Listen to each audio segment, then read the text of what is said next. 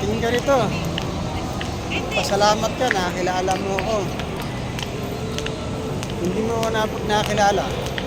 Hindi mo mararanasan to. Hindi makapunta sa SM. Eh, alam ko naman sanay na sanay ka dun sa bundok ng Antipolo. Pabaging-baging lang. Aray ko, wag mo pinanggalingan mo. Oh, ito po. Nakakilala ako, hindi na ako pinakawalan. Oh, diba? Oh, pumuporm pa. Sino yun? Oh, si Dingdong pala yun. Oh. Ayun po ah.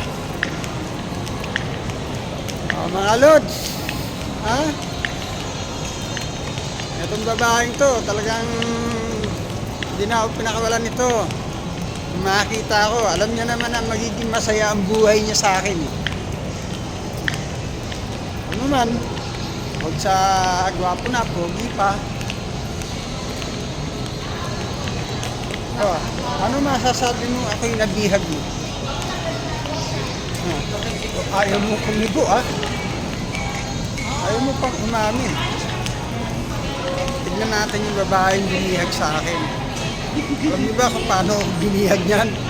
Tinutukan ako ng sibat.